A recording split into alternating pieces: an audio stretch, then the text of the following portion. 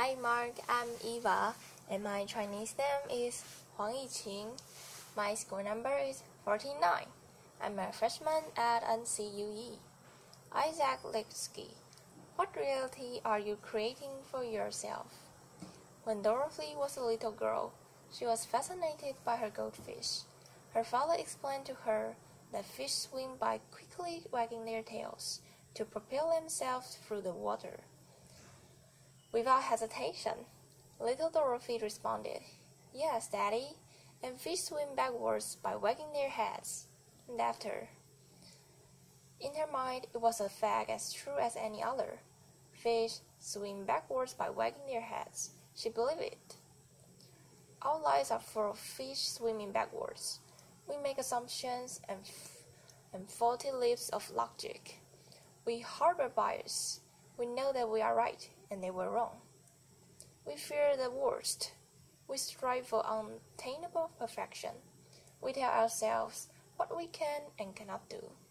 In our minds, fish swim by in reverse, frantically wagging their heads, and we don't even notice them. I'm going to tell you 5 facts about myself. One fact is not true. 1. I graduated from Harvard at 19 with an honors degree in mathematics. 2. I currently run a construction company in Orlando. 3. I starred on a television sitcom. 4. I lost my sight to a rare genetic eye disease. 5. I served as a law clerk to 2 U.S. Supreme Court justices. Which fact's not true? Actually, they're all true. Yeah, they are all true. Applause. At this point, most people really only care about the television show. Laughter. I know this from experience, okay. So the show was NBC's Saved by the Bell, the news class, and I played Weasel, who was a sort of dorky, nerdy character on the show, which made it a very major acting challenge for me as a 13-year-old boy. Laughter. Now, did you struggle with number 4, my blindness? What is that? We make assumptions about so-called disabilities. As a blind man, I confront others' incorrect assumptions about my abilities every day. My point today is not about my blindness, however. It's about my vision. Going blind taught me to live my life eyes wide open. It taught me to spot those backward swimming fish that our minds create. Going blind casts them into focus.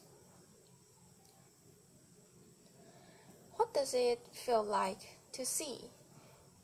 It's immediate and passive. You open your eyes and there's the world. Seeing is believing, sight is truth, right? Well, that's what I thought.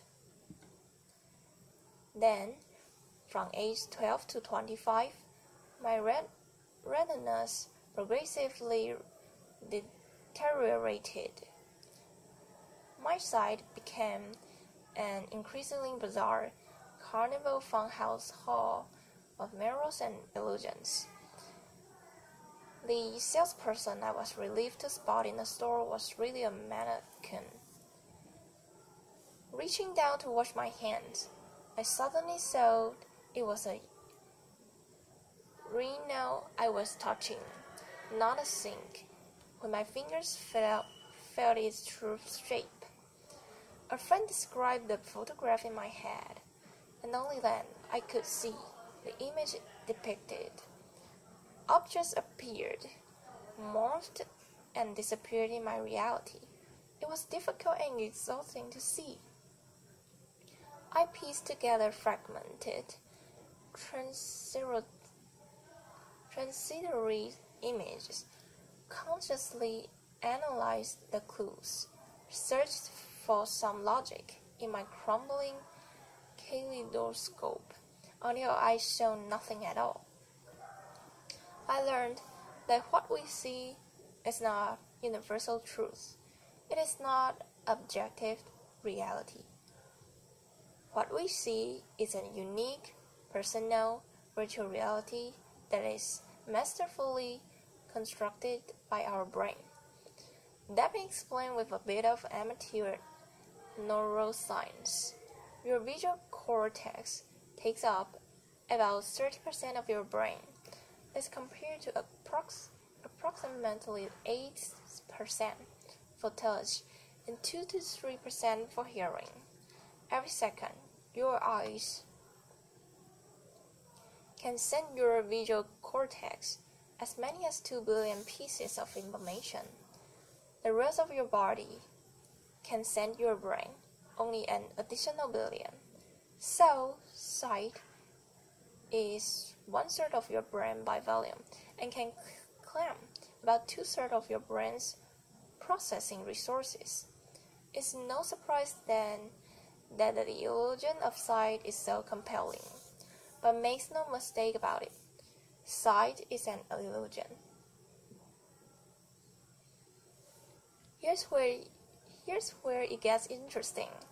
To create the experience of sight, your brain references your conceptual understanding of the world, all the knowledge, your memories, opinions, emotions, mental attention. All of these things are linked in your brain to your sight. These linkages work both ways and usually occur subconsciously. So, for example, what you see impacts how you feel, and the way you feel can literally change what you see. Numerous studies demonstrate this. If you're asked to estimate the walking speed of a man in a video, for example, your answer will be different if you are told to think about cheetahs or turtles. A hill appears steeper if you've just exercised, and a landmark appears farther away if you are wearing a heavy backpack. We have arrived at a fundamental contradiction. What you see is a complex mental construction of your own making, but you experience it passively as a direct representation of the world around you. You create your own reality, and you believe it. I believe mine, until it broke apart. The deterioration of my eyes shattered the illusion. You see, sight is just one way we shape our reality. We create our own realities in many other ways. Let's take fear as just one example. Your fears distort your reality. Under the rap logic of fear, anything is better than the uncertain. Fear fills the void at all costs, passing off what you dread for what you know, offering up the worst in place of the ambiguous, substituting assumption for reason. Psychologists have a great term for it: awfulizing, laughter, right? Fear replaces the unknown with the awful. Now, fear is self-realizing. When you face the greatest need to look outside yourself and think critically, fear leads a retreat deep inside your mind, shrinking and distorting your view, drawing your capacity for critical thought with a flood of disruptive emotions. When you face a compelling opportunity to take action, fear lures you into inaction, enticing you to passively watch its prophecies fulfill themselves. And I was diagnosed with my blind disease. I knew blindness would ruin my life. Blindness was a death sentence for my independence. It was the end of achievement for me. Blindness meant I would live an unremarkable life, small and sad, and likely alone. I knew it. This was a fiction born out of my fears, but I believed it. It was a lie, but it was my reality. Just like those backward swimming fish in little Dorothy's mind. If I had not confronted the reality of my fear, I would have lived it. I'm certain of that. So, how do you live your life eyes wide open? It is a learned discipline. It can be taught. It can be taught. It can be practiced. I'll summarize very briefly. Hold yourself accountable for every moment, every thought, every detail. See beyond your fears. Recognize your assumptions. Harness your internal strength. Silence your internal critic. Correct your misconceptions about luck and about success.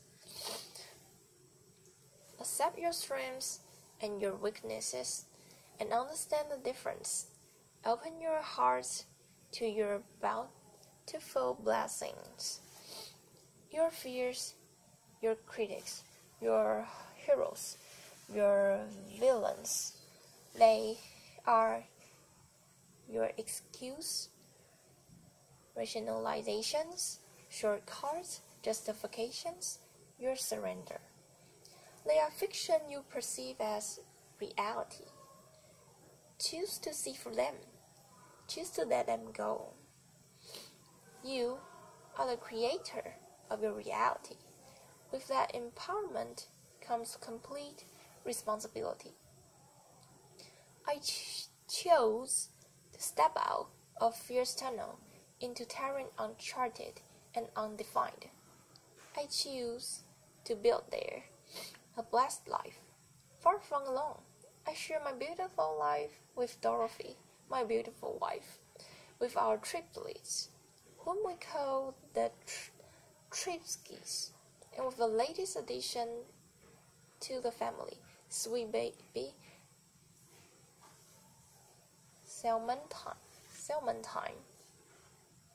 Clementine. What do you fear? What lies do you tell yourself? How do you embellish your truth and write your own fictions?